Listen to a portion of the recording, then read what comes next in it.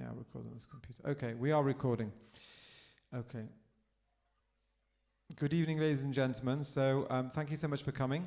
I'll begin the introduction now because we are on a tight schedule. And if people join, at least they're only joining when I'm speaking rather than our main speaker this evening. So first of all, thank you so much for Shimon coming on this evening. I'm just going to spotlight you for everybody. Or you can press speaker, and I'll just spotlight myself a second. Okay, so thank you, Shimon, for coming this evening. Shimon, as you know from the promotion, is the Director for International Relations. I'm just going to mute everybody. Oh, I'm going to be late. Let me just mute everybody. Okay.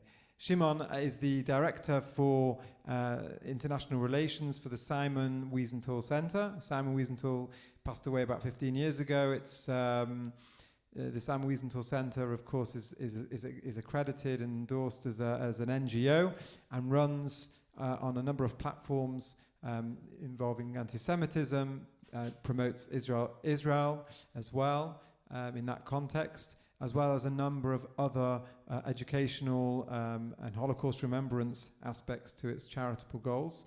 I was actually just speaking to Shimon before you came on this evening to just have a look at the sort of size of the charity, just to give you a sense. Simon Wiesenthal Centre runs at approximately about $28 million a year, so it's not a small charity at all.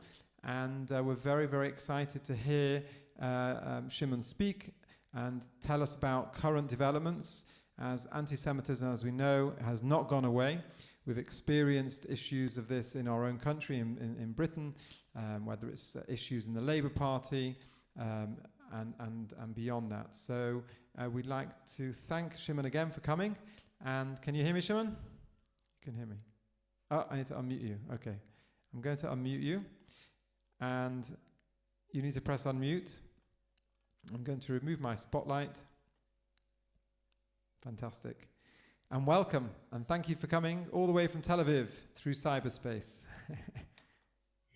Well, Rabbi Bergman, thanks, as they say, when you invited television, thanks for having me. Ladies, gentlemen, friends. As we approach Pesach, this talk begins from the Haggadah. The Lord brought us out of Egypt with a clenched fist and an outstretched arm. I was born in the UK a couple of weeks after VE Day, and I grew up with a respect for water, the 30 miles of the channel that saved us. And I'm sure many of you would have had that problem. On the 60th anniversary of the Wannsee Protocol, listing 33 countries, totaling 11 million Jews to exterminate, we had a round table with the Henry Jackson Society in Parliament. We were on that list of 330,000 British and the 4,000 Irish Jews. Writer Timothy Ryback, who was supposed to be with us for that event but couldn't make it, he had found in a German archive a black volume with a gold swastika on the binding and AH, Adolf Hitler. And this was on the Jewish communities and in the United States and Canada, not just the major cities, but also in the small towns. And the ramifications are really quite frightening.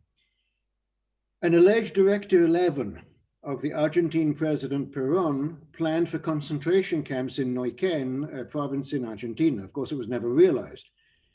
What I call the if factor. If Rommel would have won the Desert Campaign, North African Jews, whether under Vichy or in Egypt, the Yishuv of Eretz Israel, Palestine, Iraq, and even Iran would have been targets. But water today is no protection, as hate has no Atlantic or Pacific tripwire, as we have seen so much recently. Could you go to the second Okay. slide? Can everyone see the slides on the screen?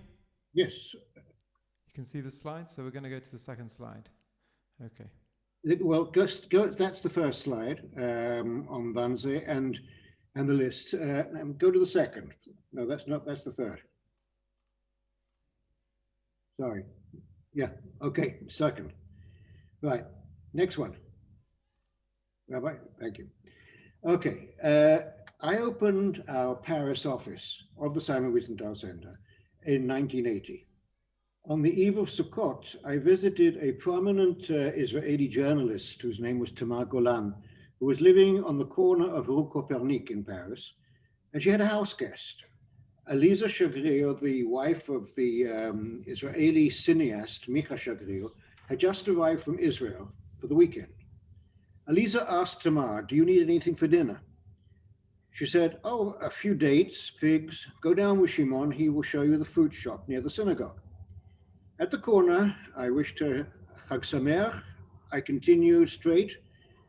Aliza entered Copernic, where she met her death a few minutes later. Next morning, the French Prime Minister, Raymond Barre, said a bomb meant for Jews killed 4 innocent Frenchmen. Actually, those killed were a Portuguese delivery boy, a late worshipper arriving to the shul, Aliza, and 1 innocent Frenchman.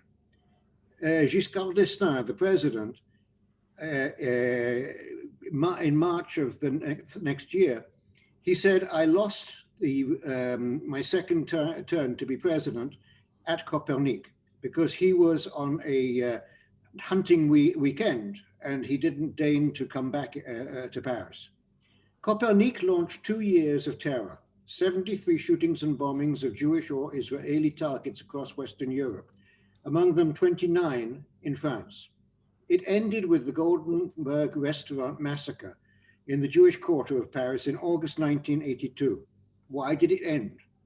An Israeli incursion in 1982 into southern Lebanon had European terrorists flee from Palestinian training camps. When they got back home, they forgot the Jews. They needed money. So they attacked banks, embassies, kidnapped government officials in France, Germany, Italy. These governments then cracked down. And this was a comment noted by Simon Wiesenthal that what starts with the Jews never ends with them. It becomes a scourge of general society. Let's fast forward 30 years later. A suspect living in Canada, Hassan Diab, professor of sociology in Carleton University, was arrested. Extradition hearings began and should have lasted no more than a few weeks between 2 friendly democracies. 4 years it took, and he arrived in Paris for trial. I remember during those proceedings, the court turned into an attack on the state of Israel. In 2018, he was still in Paris. He was staying with his lawyer. We had hoped that this was an opportunity for the 41 who were wounded and the 4 who were killed to find closure, their families to find closure. But he disappeared. Despite a pending appeal, his passport had been confiscated and was under a no-fly order. And 2 days later, you can see that he was with his family back in Ottawa. Next slide, please. In 1992, the Israeli embassy in Buenos Aires was bombed, leaving 29 dead. In 1994, 2 years later, the Argentine Amir Jewish Center was bombed, leaving 85 dead and over 300 injured. Interpol identified 5 Iranian officials and a Hezbollah operative directly involved. They had sent out around the world what are called red notices, international arrest warrants. A prosecutor was appointed. His name was Alberto Nisman. He became a personal friend. He discovered a deal of the Argentine government with Iran, a huge sum for silence, called the Memorandum. A few weeks before he was due to present his findings in the Argentine parliament, he dined with my wife and myself and 2 others in London. He was exuberant as he showed us the file, revealing Hezbollah sleeper cells in 9 South American and Caribbean countries. The morning of his address, he was found shot in his apartment. His bodyguards had been called away, forensic evidence defiled. The government claimed it was suicide and began a smear campaign against him. He was divorced, but his widow said, "It's very strange. my husband had no powder on his hand. He must have shot himself in the head, gone to the sink and rubbed his hands in soap and then come back. That was his suicide. I call him the 86th victim of Amia. We organized a session in Parliament, the British Parliament, again together with the Henry Jackson Society, with an Argentine lawyer, an Amia survivor, a British QC expert on extradition, chaired by Lord Trimble, in order to obtain, in the presence of the Argentine ambassador to the United Kingdom, a commitment that if any of the Iranian suspects were to set foot on British territory, they would be detained for trial in Buenos Aires. Next slide, please. Now, this we come to the biggie. The United Nations World Conference Against Racism held in Durban, South Africa. This was 20 years ago, and it was just a few days before 9/11. In fact, it was the most anti-Semitic hate fest since Nazi Germany. I was the only Jew elected to the non-governmental organization International Steering Committee. Thereby, I participated in prepcoms, preparatory committees, in Geneva, Santiago, Warsaw, but I was excluded from the final one in Tehran. In Warsaw, there was a seminar that I was part of on Holocaust denial. The PLO candidate had slipped behind me and whispered into my ear, "We will give you the Holocaust if you give us Palestine." A Dutch photographer, a good friend, he took a photo for immortality of the horror in my face. On arrival in Durban, I was expelled to shouts of the world Jew. In December, 3 months later, I attended uninvited the final International Steering Committee in Geneva. Because the High Commissioner of Human Rights was present, I was not thrown out. An 8-point plan circulated for the next debate. And if you would please, next slide. This is the program. Number 1, an educational inculcation campaign through UN agencies on apartheid Israel. Number 2, a legal campaign in the International Criminal Court, and this happened actually today, and the countries of universal jurisprudence to arrest Israelis for crimes against humanity. 3, cancellation of the law of return for Jews to Israel. 4, its replacement by the right of return for all Palestinians. Of course, 3 and 4 will never happen. 5, reactivation of the dormant economic boycott. And 6, cultural, scientific, sports, academic embargoes, now known as BDS, boycott, divestment, sanctions. 7, rupture of diplomatic relations, rendering Israel a pariah state. 8, penalties for states and NGOs refusing to comply. I took my copy of this document and it was snatched from me, and they said to me that they refused any form of, this was not theirs. But in fact, this Durban program, and if you could go back please, one slide. Yes. This Durban program was now being promulgated by the Anti-Globalization World Social Forum, which was based in Porto Alegre, Brazil.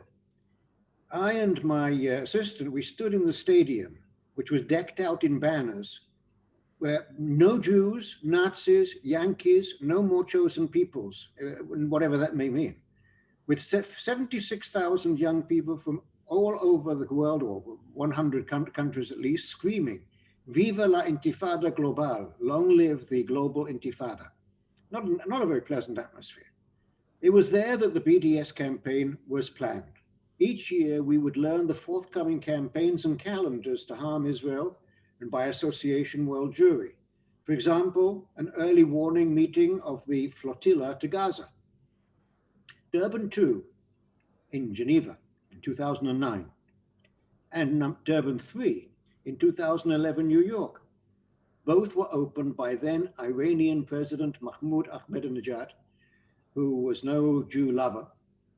And last week, the plans began for Durban 4. We wrote to foreign ministers of a dozen democracies, urging them to boycott.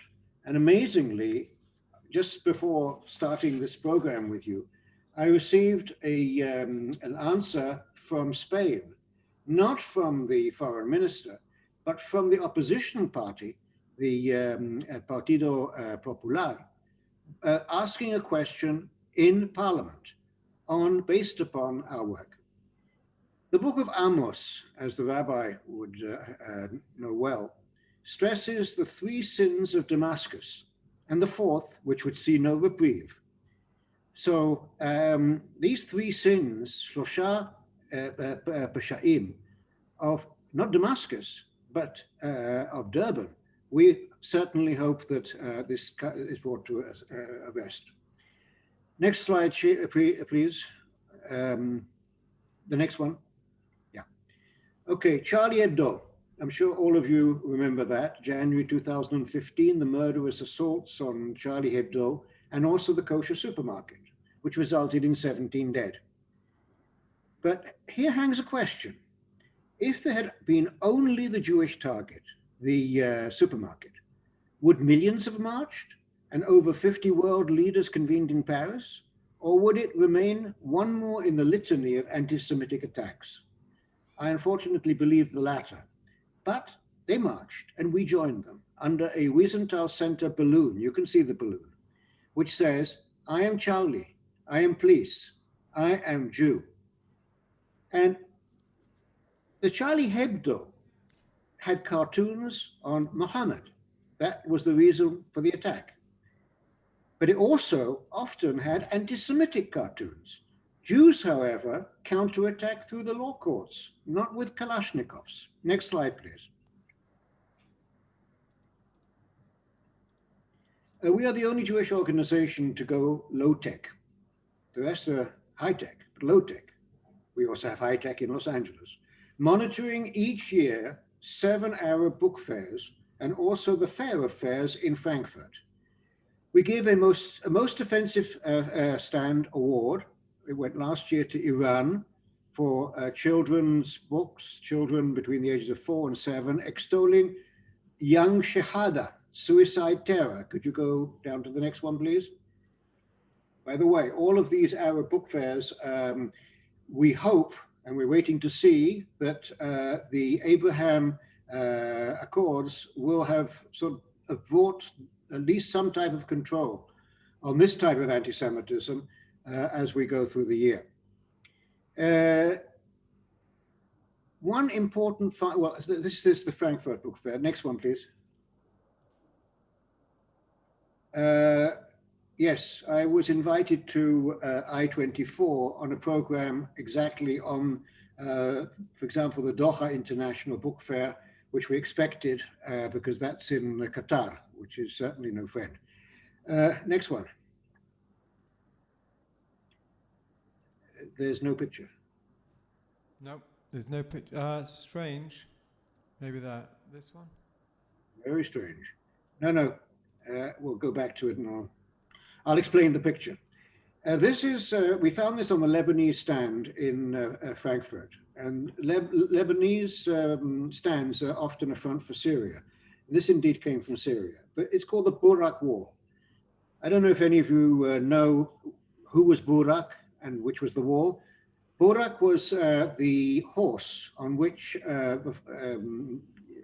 Muhammad had flown from Mecca on his way to heaven. There was no direct flights, so it was Mecca to Al-Quds, Jerusalem. He tethered his horse to the wall, and he went up to heaven, and then he came back the following day, came back on his horse to Mecca. But his horse, and next to the esplanade of the Kotel, it is called Simtat Burak, which recognizes in some way this, the Burak Alley. It is the Kotel. The book identifies the Kotel. It's a pity you can't see it. But it is the Western Wall that the Jews stole and must be returned to Islam. Now, there is a political aspect to all of this. The wall has the Mughrabi ramp up to the Temple Mount. If the Kotel was Muslim, it would be a major entry point into the sacred basin. And certainly no non-Muslim would be able to reach the Temple Mount because they would be trespassing. Giving a talk on this subject to the European Parliament, I warned of the danger of such school books in English, French, Spanish, and German. Apparently at the table was a British MEP, a member of the European Parliament, who shared the message with then Prime Minister David Cameron, who a few days later announced on television effective measures against this. Next slide, please. Yeah. We were talking a little bit about Rwanda before starting. Anti-Semitism opens the door to other forms of bigotry. And I was invited to Kigali, the capital of Rwanda, to a UN meeting with genocide survivors. 5 months after the 1994 Rwandan massacre, almost 800,000 people, Tutsis, were killed in merely 100 days. On arrival, we found representatives of Armenians, Jews, Bosnians, Cambodians, Rwandans, and other victims of genocide, and we sat in a circle in the sunset telling stories. The meaning of a potato or a suitcase. And there was no pecking order of sorrow, only a sense of communion and brotherhood. At first I felt out of place, but Wannsee and the if factor of 30 miles of the channel, they were keys to a club. And then came Tachlis. We had to discuss, in each of these circumstances, education, memory, justice, restitution, reconciliation, what I call the outstretched arm, not the clenched fist. Then next, you can see there the Tutsis, but also Halabja. In 2010, the 25th anniversary of Saddam Hussein's gassing of the Kurds in Halabja, Iraqi Kurdistan, I was invited to a project to treat survivors with eye and lung damage. As Jews, we must respond to poison gas genocide whenever we hear about it. In this case, 5,000 dead and 12,000 injured in one day. I found an audience of survivors. This is not my first visit, I said. I was here 2,000 years ago, and here we wrote a book called the Talmud. Here we learned that if I am not for myself, who will be? But if I'm only for myself, what am I? And if not now, when? And if we look a short distance away across the water, there is another danger, genocidal Iran. So we are for you and you for us. This I didn't know, but it also went around Al Jazeera television. And a lot of people wrote in. My wife, Dr. Graciela Samuels, who is sitting behind me, a diplomat at UNESCO, she proposed a Jewish trinity, people, book, land, the 3,500-year relationship of the Jewish people with the land of Israel. What had happened is that in November of 2011, Palestine was accepted into UNESCO. And a lot of people around the world were very upset about this, and they wanted to come and complain. And my wife said, why not be positive? Let's do something. The Saudis have had an exhibition on Islam. The Vatican had an exhibition on Catholicism. There has been never an exhibition on Judaism. And a strategist, von Clausewitz called diplomacy war by other means. Palestine's entry into UNESCO became a battlefield of ID theft. And people book land. The trinity of Judaism set the record straight. From Abraham, are you still there? Yes, I'm here. Okay, from Abraham. Just showing everyone what UNESCO is in case they weren't realizing. Okay. Carry on. Okay, from Abraham, just take the next one, please. Mm-hmm. Yeah, so this is people book land. And it's an antidote to identity theft and delegitimization. the relationship, 3,500-year relationship with the Jewish people with the Holy Land, Eretz HaKodesh. It begins with Abraham, Avram Avinu, and it ends with Startup Nation and Hatikva, Hope. This exhibition was authored by the late Robert Wistridge. It's toured the world. Can we go to the next one, please? Okay, as you can see, this was when it appeared in the Vatican. And you can see my wife and I on the left. And this was the opening panel. And in the Vatican, there were many novices and young Catholics, particularly from the Third World. And they were really very surprised. It was in Italian for them. But next slide, please. It went from UNESCO to the United Nations in New York, to the American Congress, the Knesset, to the French Assembly, and from parliaments it started to go further afield, but also at the British Parliament. And you can see that was an amazing case. One MP asked me the relevance of the exhibition to Westminster, and I argued that the thread of human rights that spins off this display, Moses the lawgiver, who was freeing slaves, or the seventh day of rest, or the seventh year of the fallow fields, which is probably the first ecological position, women's rights, long before Magna Carta, and also the UN Declaration of Human Rights by René Cassin, a Jew, and the Genocide Convention of Raphael Lemkin, a Jew, in the shadow of the Holocaust. The MP really could not say no. Alongside this, next paragraph, next slide, please. This is our series. It's a book of essays, and it's called Antisemitism, the Generic Hatred. Many of the authors apply the lessons in containing anti-Semitism to their own victimology. So, for example, there's a Rwandan lady who tries to make in some form of reconciliation, but to do it through learning about our us and anti-Semitism.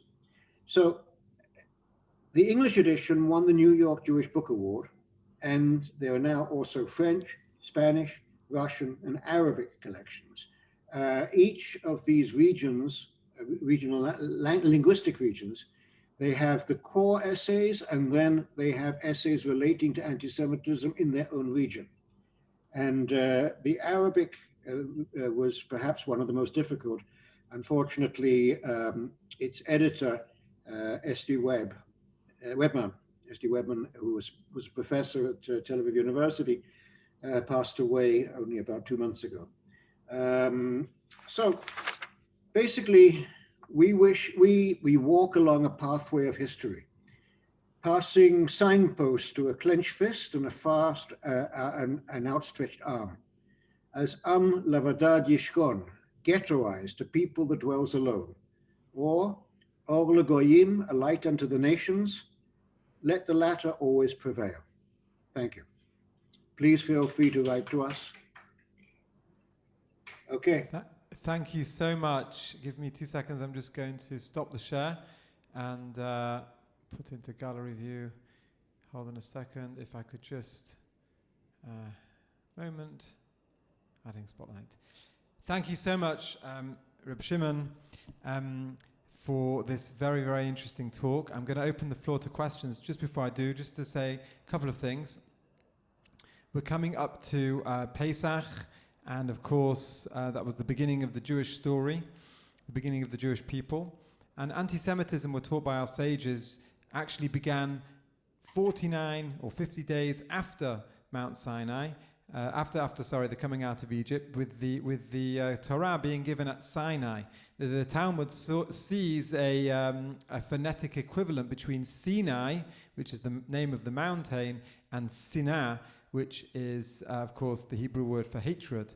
So it's interesting how the Talmud seems to understand sort of the root, the spiritual roots, being that the Jewish people are supposed to be this Or LaGoyim, a light to the nations. Of course, we have to start by being a light to ourselves first.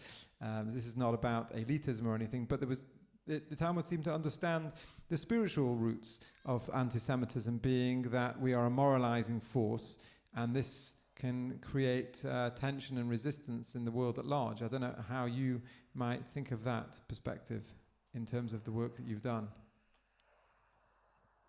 Is that a question? Yes. Could you sort of just give it to me briefly? In other words, you have had a very rich experience, as we've seen this evening, of anti-Semitism and in its different forms around the globe. Let me put it this way: how do you understand and conceive of anti-Semitism in terms of where it comes from?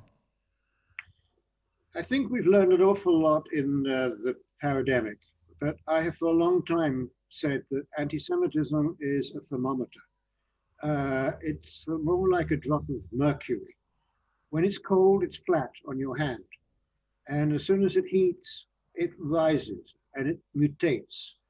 And I think that the late chief rabbi, Jonathan Sachs, he had put it very in a much better way than I have just now, but that was his lesson. I think that, we're never going to get rid of anti-Semitism. It's something that we have to learn to live with, and because it mutates, and it is something that can be used, particularly today with social media, with the internet. What used to be the sort of little flyers that would be placed under our cars' wipers, and we would perhaps be able to get rid of 100 a day. Today, in seconds, you can go to millions, and it's going to be very difficult to confront that. And also, we sometimes, I think, may even exaggerate it, and that's why we're very careful as an organization to go after what is possible to do. And I just like to say that we as an organization, we look for the holes in the cheese, and we're often at places and on situations where we're the only Jewish organization. As such, I judge our work in both qualitative and quantitative manners. Last year, during the pandemic, we made about, I think it was about 112 interventions, of which 36% were successful in changing the situation. I mentioned one tonight. It hasn't changed the situation completely, but it means it is being taken seriously in Spain. And there is a sense of gratification for that. I think that, it's very difficult to, what we would like to do is to seek, to rise the threshold of this success rate. And I think that it would be very useful for our sister organizations to not only look at, where we have won, but best practices, where we have not succeeded and why we have not succeeded, and where we might be able to bring to bear through that outstretched arm, allies that we need so badly. And the Wiesenthal Centre is doing that through its Museum of Tolerance. We are about to open a new wing, which is going to be called the Social Laboratory, which will focus upon other people's as the victims of bigotry, prejudice. All hatred can lead to violence, and we know it. As my office is in Paris, and the choice was there basically because it was the largest Jewish and largest Muslim community in Europe,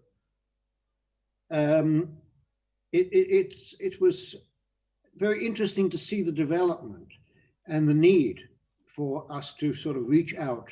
And that's why I took from the Haggadah this reaching out situation, because we have terrible problems with Islam, Islamism, those who left for to go to ISIS and now are coming back, and they are a danger. And also those in the Muslim community who are victims similarly. And we have to make a balance between the two. Thank you. We have a question here from the audience. I'm trying to find Brenda and Martin Levinson. Why have I cannot see them? Ah, there you are. I'm going to unmute you so you can ask the question directly, if that's okay.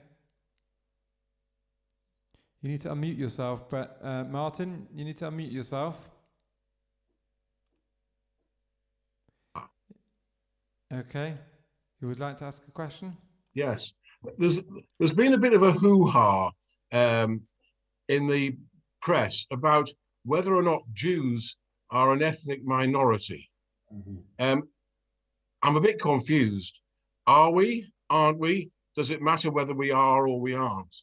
Could you please give us your take on this? Yeah, I also saw what was in the BBC program. I mean, I would not consider that to be a very great danger. We are, I believe, and there is some proof with DNA that you can find, bases to being a people. But,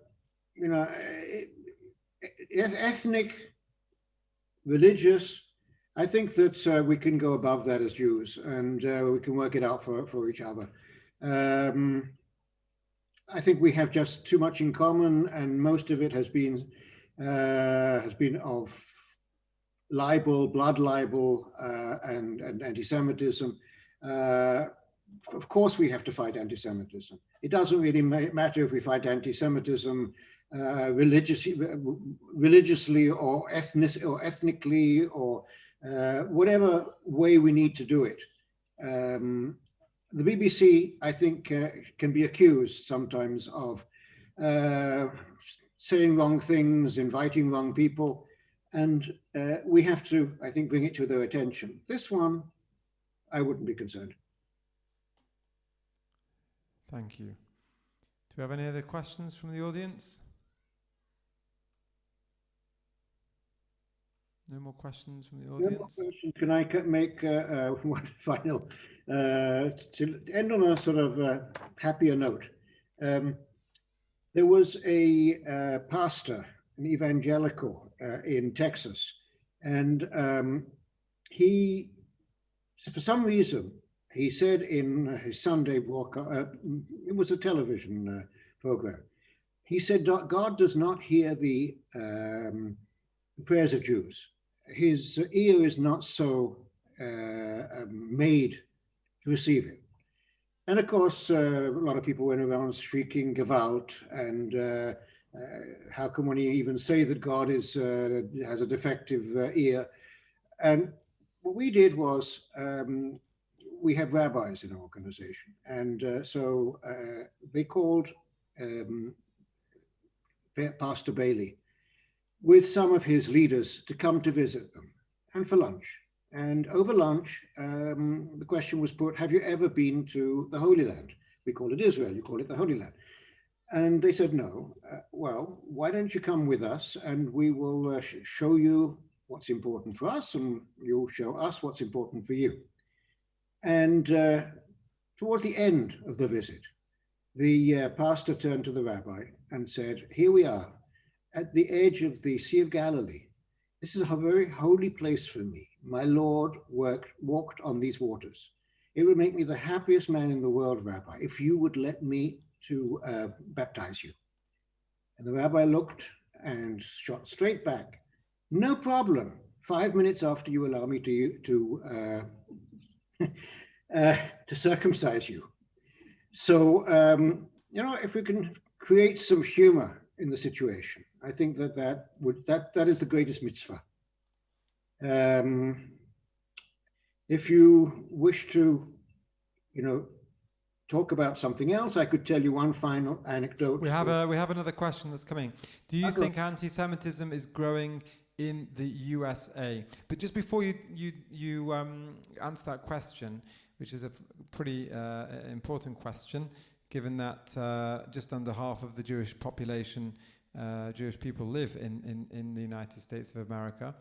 Regarding sort of I understand that your work brings you into contact with anti-Semitism all the time, and obviously that can be very downheartening. But I think we have so much to celebrate. That you mention as if that you're trying to end on a happy note. There is a huge happy note.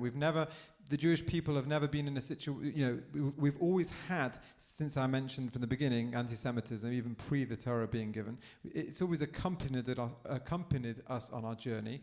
And during that journey, we've only had a commonwealth in the ancient world for 410 years with the first Commonwealth, the first temple, for 420 years with a 70-year gap through the Babylonian exile, and now over 70 years with the modern state of Israel.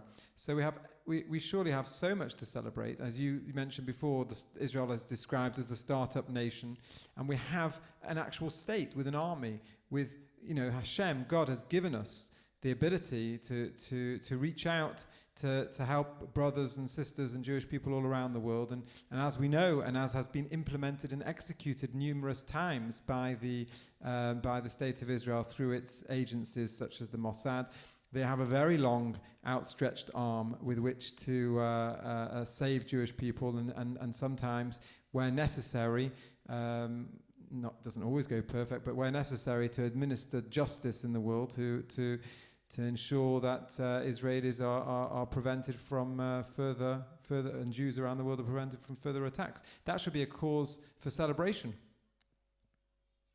Absolutely, I agree. Yeah, okay.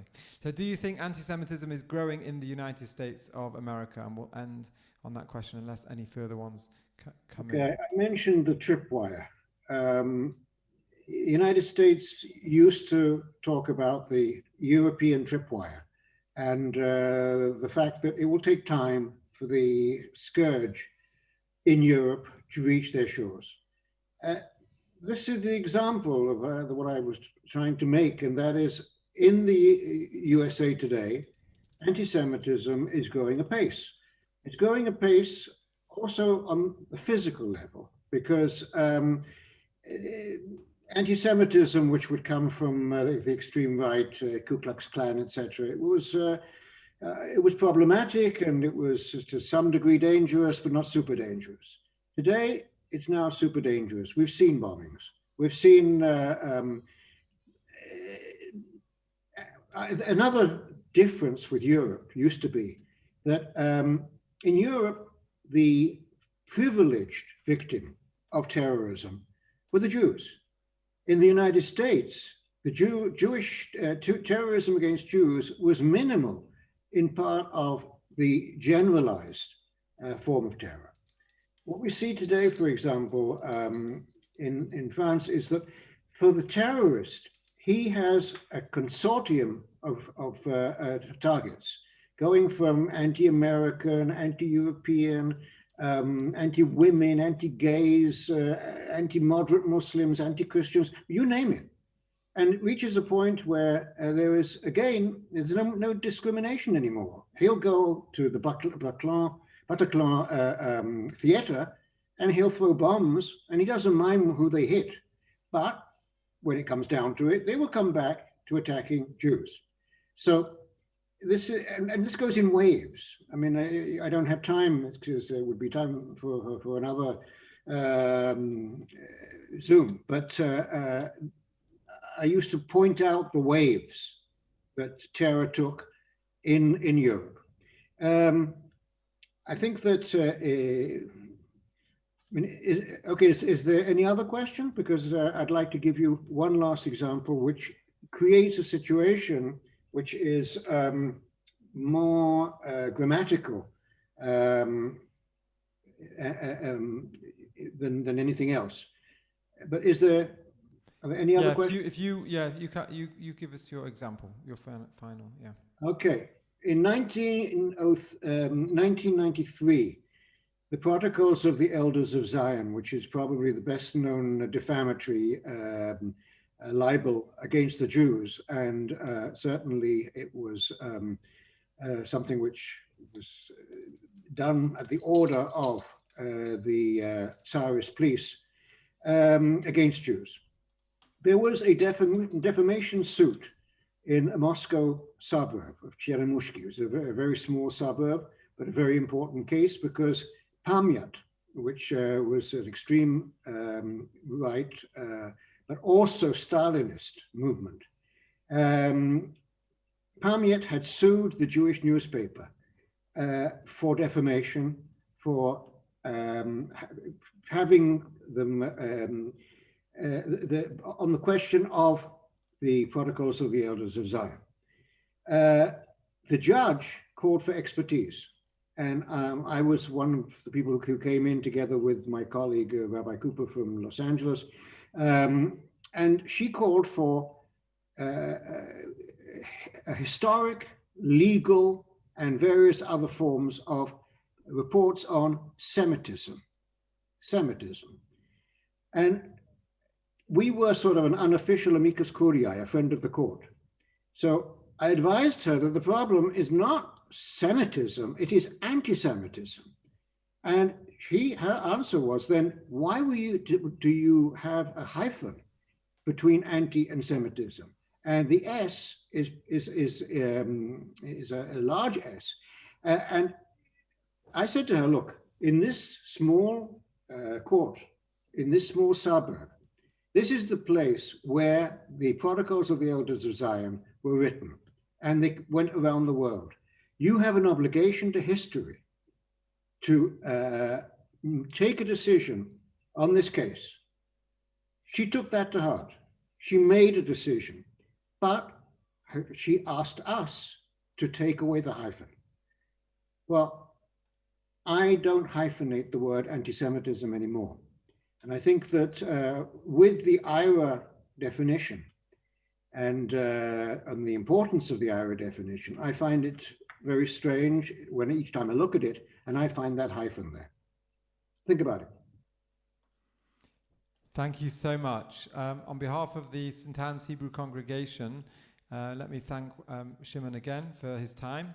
And if anyone wants to write to Shimon, I can share with you his email address. You can also visit the Simon Wiesenthal Centre website, which has a lot of very interesting information all about what's going on and what they're doing as an NGO.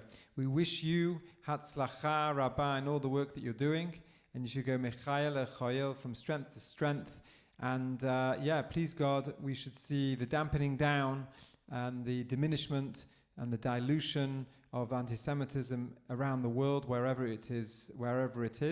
I think as Jews we have an obligation to stand tall and stand proud and celebrate who we are in a completely unapologetic way. And I thank you again for joining us. So good evening. Thank you. And when you are safe, when we are safe, I look forward with my wife to come and visit St. Anne's. Amen. Fantastic. You'd be very, very welcome. Thank you.